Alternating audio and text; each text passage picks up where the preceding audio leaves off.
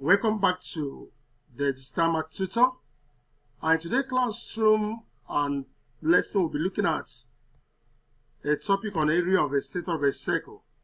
This is a topic for senior secondary students on mathematics.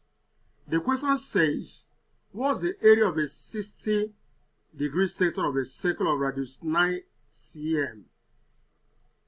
If you are watching this video for the first time, or you're visiting our channel for the first time, please make sure you go through previous videos. A lot of this we have treated related things like this, like the perimeter of a sector of a circle, and also we have contents in every topic at this level.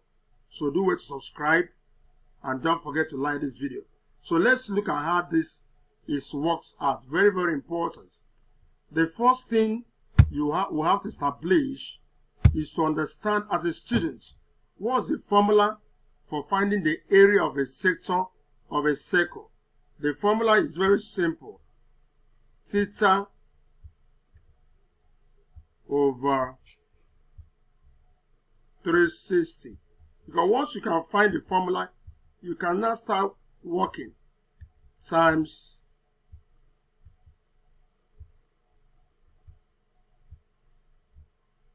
pi r square. This is the formula. So with this now, here our theta is the degree there. That is 60 degrees. That is 60 over 360.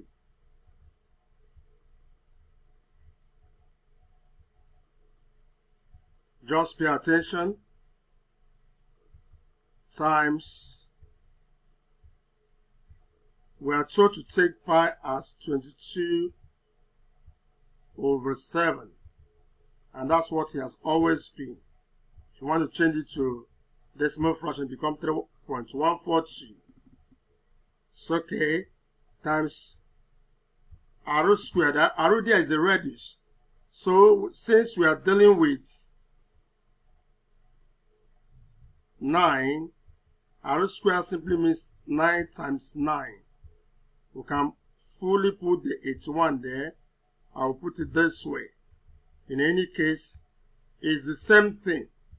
Now let's start cancelling. The 0 here can cancel this. 6 is a factor of E7 and 36.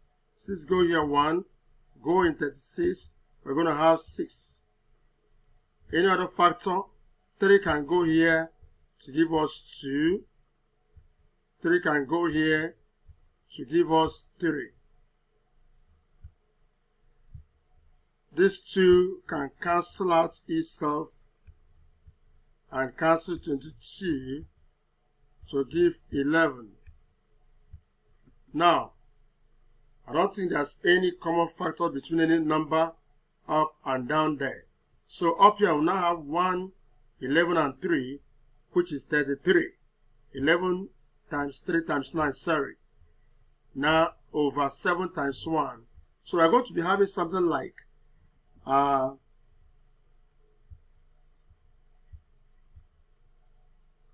11 times 3 times 9 is 27. I decided to go this way. All over 7. Now 11 times 27. For our students who understand that multiplying a number by 27 is by 11 is very easy. 11 times 27 is just placing this 27 this way and adding up through. This is my 7, 9, and 2. So 11 times 27 will give me 297. So I'm going to be having 297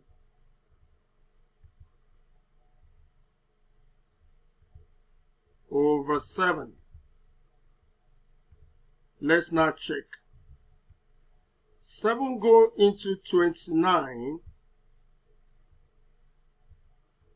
will give me 4, remainder 1. Because 7 times 4 is 28. That remainder 1 is like 17 here. 7 going 17 will give me 2, 2. That is 14. Remainder 3.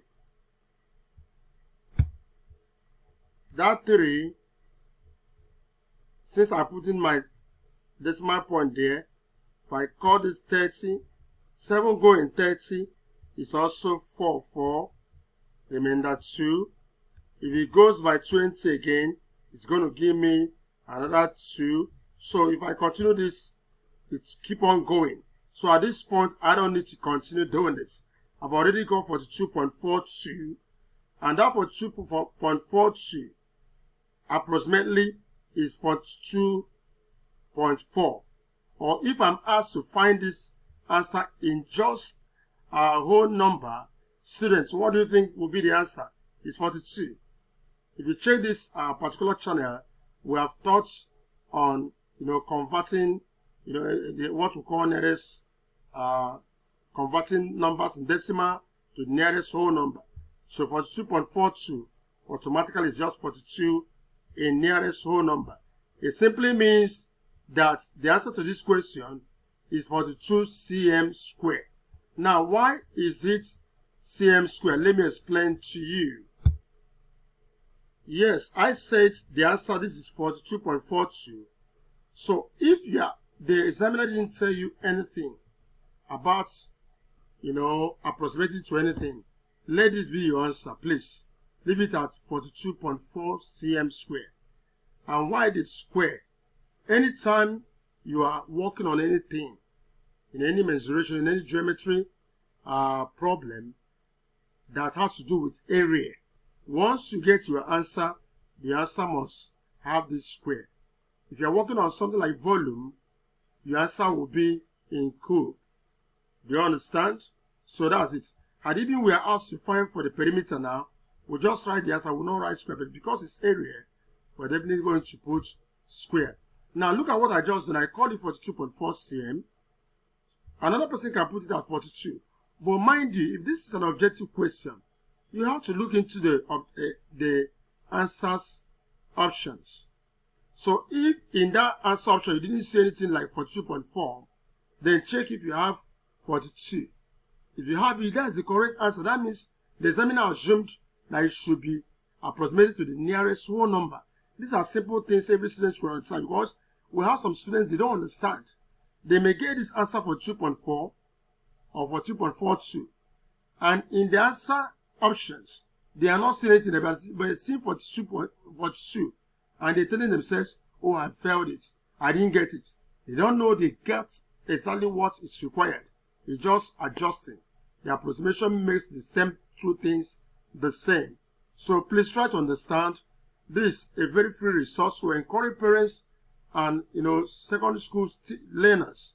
Subscribe to this channel so that you can get more of all of this. What we do here, your teachers may not be patient enough to guide you through all of this during classroom interactions. That's why tutorial videos, especially on mathematics, is very, very important. Subscribe to our channel, like this video, and don't forget to share it. Thanks for watching.